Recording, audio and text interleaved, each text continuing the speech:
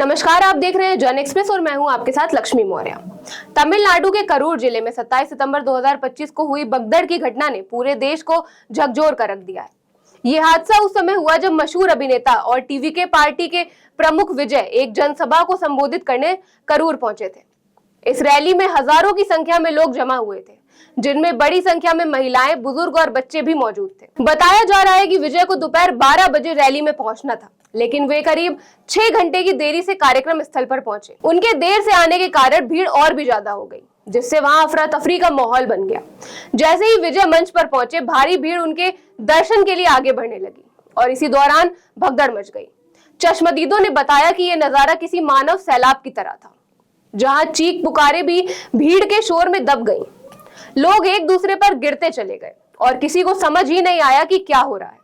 इस हादसे में 39 लोगों की मौत हो चुकी है, जिनमें 10 मासूम बच्चे भी शामिल हैं।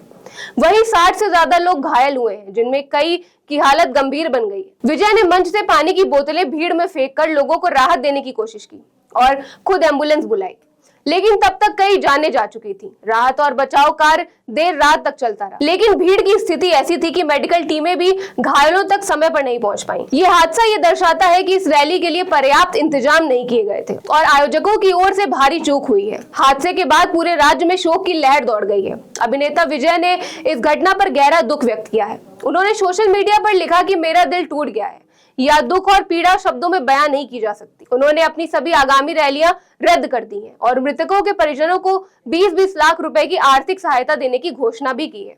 तमिलनाडु के मुख्यमंत्री एम.के. स्टैलिन ने भी इस हादसे पर दुख जताते हुए मृतकों के परिवार को 10 लाख रुपए और घायलों को 1 लाख रुपए की आर्थिक सहायता देने की घोषणा की। केंद्र सरकार ने भी इस हादसे पर संज्ञान लेते हुए 2 लाख रुपए मृतकों के परिजनों और 50,000 रुपए घायलों को मुआवजा देने की घोषणा की है। सरकार ने जांच के लिए हाईकोर्ट के सेवानिवृत्त न्यायाधीश अरुण जगदीशन की अध्यक्षता में सदस्यीय आयोग गठित किया है, जो ये पता लगाएगा कि हादसे की असल वजह क्या थी और किसकी लापरवाही से ये दर्दनाक घटना घटी। दूसरी ओर टीवी के पार्टी ने भी इस हादसे को लेकर मद्रास हाईकोर्ट में याचिका दायर की है, जिसमें इन्होंने इस मामले की सीबीआई या कोर्ट निगरानी वाली एसआईटी जांच की मांग की है। हालांकि कोर्ट ने मामले की सुनवाई को स्थगित कर दिया है। देश की कई बड़ी हस्तियों ने भी इस हादसे पर गहरी संवेदना व्यक्त की है। राष्ट्रपति द्रौपदी मुर्मू ने कहा कि करूर जिले में हुई इस दुखद घटना से मन व्यथित है। प्रधानमंत्री नरेंद्र मोदी ने ट्वीट करके कहा कि बेहद दुख और दुर्भाग्यपूर्ण घटना है। केंद्रीय गृह मंत्री अमित शाह ने भी गहरा शोक व्यक्त किया। कांग्रेस नेता राहुल गांधी ने पीड़ित परिवारों को हर संभव मदद देने की अपील की। वहीं अभिनेता कमल हसन ने कहा कि उनका दिल कांप उठा है। रजनीकांत ने भी इस घटना को मासूम जिंदगियों की अकल्पनीय क्षति बताया। इस पूरी घटना ने एक बार फिर भीड़ प्रबंध और जन सुरक्षा को लेकर बड़े सवाल खड़े कर दिए हैं। ये कोई पहली बार नहीं है जब किसी बड़े आयोजन में भीड़ बेकाबू हुई हो। भारत में पहले भी धार्मिक आयोजनाओं, राजनीतिक रैलियों और मेलों में ऐसी घटनाएं हो चुकी हैं, लेकिन हर बार जांच और मुआवजे के बाद मामला ठंडे बस्ते में चला जाता है। इस बार भी स्थिति कुछ वैसी ही दिखाई दे रही है। लेकिन क्या सिर्फ मुआवजा देना काफी है? क्या दोषियों की जवाबदेही तय की जाएगी?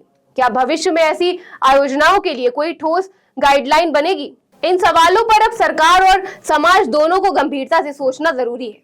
हादसे के बाद राजनीतिक आरोप प्रत्यारोप का दौर भी शुरू हो गया है। सत्तारूढ़ डीएमके और विपक्षी एआईएडीएमके एक दूसरे पर जिम्मेदारी डाल रहे हैं।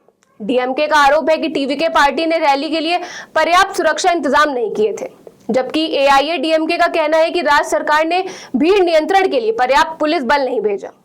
असल में यह हादसा एक बड़ी चूक का नतीजा है, जिसकी कीमत कई मासूमों को अपनी जान देकर चुकानी पड़ रही है। अब जरूरत इस बात की है कि बड़े आयोजनों के लिए स्पष्ट गाइडलाइंस बनाई जाएं, जिनमें एंट्री लिमिट, मेडिकल सुविधा, पुलिस मौजूदगी और आपातकालीन निकासी व्यवस्था जैसे प्रावधान अनिवार्य हो। करूर की यह घटना सिर्फ एक हादसा नहीं, बल्कि एक चेतावनी है। अगर अब भी हम नहीं जागे तो अगली ट्रेजेडी किसी और जगह, किसी और नाम के साथ फिर सामने आ सकती है।